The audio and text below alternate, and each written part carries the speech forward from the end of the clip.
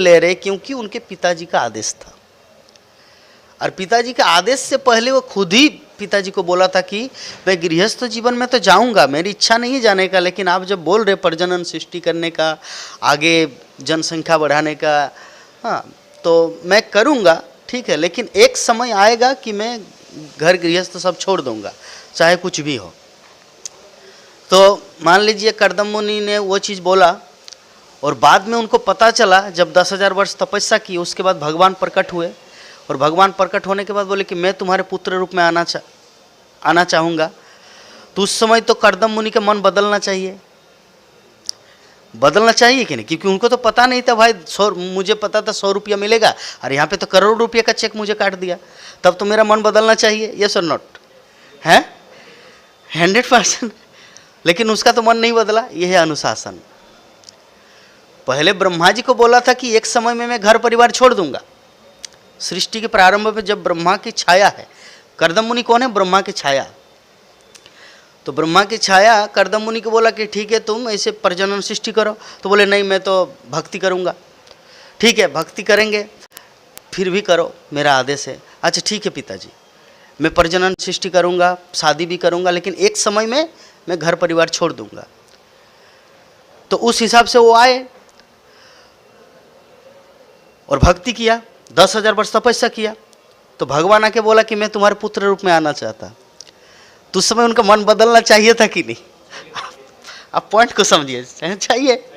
अरे ये तो मुझे पता ही नहीं था, आप आएंगे? नहीं, तब घर त्यागने वाला वो जो है ना, पिताजी को जो बोला था उसको रिजेक्ट करते हैं, नहीं मैं घर में ही रहूँगा, क्योंकि भगवान आ रहे भाई, क्यों मैं बन जाऊँ? लेकिन नहीं, ये है अनुशासन। अनुशासन से व्यक्ति महान बनता है। हाँ, तो कर्दम मुनि के जो अनुशासन है उनसे हम लोग अपने जीवन में बहुत कुछ सीख सकते हैं।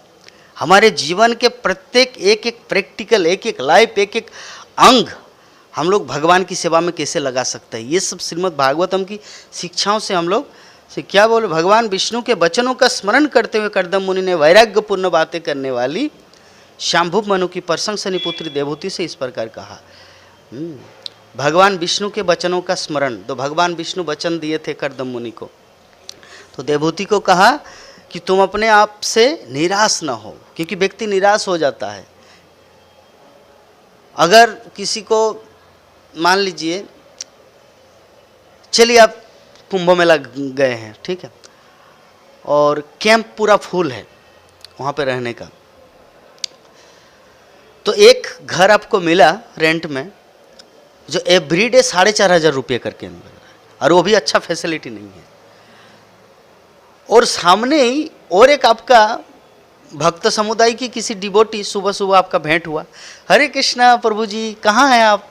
नहीं ये जो रूम मिला यहाँ पर, ये जो तीन मंजिले में मिला। अच्छा कितना रुपया? 4,500। अरे मैं तो यहाँ पे 200 रुपया में मिला, अच्छा फैसिलिटी है। तो आपका पश्चाताप होगा कि नहीं? पश्चाताप होगा। तो विषय वस्तु खैर सस्ता और महंगा का नहीं, तो देवहूति के जीवन में भी सेम थिंग वैसा ही हुआ। अरे इतना महंगा चीज, वो भी फ्री में, मतलब भगवत भक्ति का ज्ञान। कर्दम मुनि के अंदर भगवत भक्ति का ज्ञान है, और ये जो शारीरिक फिजिकल रिलेशनशिप वो जो कर्दम मुनि के साथ देवहूति ने किया, उसका तो कोई, वो तो भूसा है, उसका तो कोई जन्म जन्मांतर या आत्मा के साथ तो वो रहेगा नहीं। वो तो स्थूल शरीर का किया गया कर्म समय के अनुसार बह जाता है, भूल जाते व्यक्ति वो सुख। क्या सुख है? सुख तो वही है जो क्या है, चैतन्य महाप्रभु का पहला श्लोक क्या है, चेतो दर्पण मार्जनम भव महादवग्नि निर्वापरम, उसके बाद वर्धनम, वो सब, हाँ भवन महादवग्नि निर्वापनम वर्धनम, एक शब्द आया ना वर्धनम। तो प्रेम जो होता है वो तो वर्धन होता है, वो तो बढ़ना चाहिए। सुख आनंद या प्रेम वो तो बढ़ना चाहिए, लेकिन इस संसार के जो सुख है, फिजिकल रिलेशनशिप में जो आनंद है, वो तो नथिंग, वो तो मिट्टी में मिल जाता है, या समय के भाव में वो भूल जाते व्यक्ति। आजीवन करता रहता है लेकिन फिर भी कोई तृप्ति मिलता नहीं। जजाति महाराज सत्य युग में जन्मे थे, त्रेता युग तक किया था, द्वापर युग तक, कलियुग से पहले द्वापर युग, 3 युग तक उन्होंने जौन सुख का आनंद लिया, लेकिन फिर भी तृप्ति नहीं मिला। तब देवजानी को बोले जजाति महाराज कि देवजानी एक कथा सुना रहा हूँ आपको, प्राचीन कथा। क्या? एक बकरी था और एक बकरा, और बकरा और बकरी अनेकों दिन तक यौन संग सेक्सुअल लाइफ किया तृप्त होने के लिए, लेकिन वो तृप्त नहीं हुआ। तो बकरी तुम हो और बकरा मैं हूँ। वो जजाति महाराज बोले भागवतम में है ये प्रसंग, श्रीमद् भागवतम में वो प्रसंग आता है। तो बकरी तुम हो वो बकरा मैं हूँ, मतलब कहाँ सत्य युग में जन्म लिया था और द्वापर युग तक किया, लेकिन सेटिस्फैक्शन मिला नहीं। तो इसीलिए देवहूति ने ऐसा फील किया कि अरे मैं अपने महान पति से जो चीज़ पाना चाहिए था, दिव्य ज्ञान, भगवत भक्ति का ज्ञान, कृष्ण तत्व ज्ञान, ये संसार में कैसे रह के कृष्ण भजन किया जाए या आत्मा को कैसे मुक्त किया जाए, ये सब ज्ञान मुझे सीखना चाहिए था। लेकिन मैं क्या किया इनके साथ? सिर्फ यौन वासना करके अपने जीवन को नष्ट कर दिया। इसीलिए आज के श्लोक में बता रहे, हे राजकुमारी तुम अपने आप से निराश न हो, तुम उतना चिंता मत करो। और एक निराशा इसमें और एक शब्द आया, जो 9 कन्याओं का जन्म हुआ, तो 9 कन्याओं के जन्म होने के बाद कर्दम मुनि बोला कि नहीं मैं जाता हूँ। बोले यार जाएंगे, लड़कियां सब तो अपने अपने ससुराल में चले जाएंगे, फिर मैं बूढ़ी को कौन देखेंगे, मैं बाथरूम नहीं जा पाऊंगी, कौन मुझे वहाँ से लाएंगे, कौन स्नान कराएंगे, वो उसका तो कोई तो होना चाहिए। वो तो ससुराल में चलेंगे, वो तो बेटी दामाद तो मेरे पास रहेंगे नहीं, उनका अपना संसार रहेगा। तो अच्छा ठीक है, तुमको एक पुत्र देता हूँ। इसीलिए बोले तुम निश्चिंत प्रशंसनीय हो, क्योंकि तुम तो बहुत ही ग्लोरीफाइड महिमान्वित अविनाशी श्री भगवान शीघ्र ही पुत्र रूप में तुम्हारे गर्भों में प्रवेश करें, शीघ्र। तो कर्दम मुनि उनको बोल दिया कि भगवान जब आपके पुत्र रूप में आएंगे तो और किस बात की चिंता है।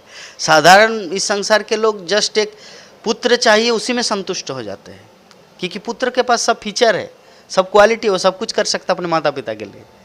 श्रवण कुमार ने किया था ना, अंधे थे उनका माता पिता, लेकिन फिर भी पूरा भारत भ्रमण किया। क्यों? पुत्र के प्रभाव से। अगर योग्य पुत्र मिले तो उनके पास कुछ क्वालिटी नहीं होने के बावजूद भी पुत्र के माध्यम से सब कुछ कर सकते हैं।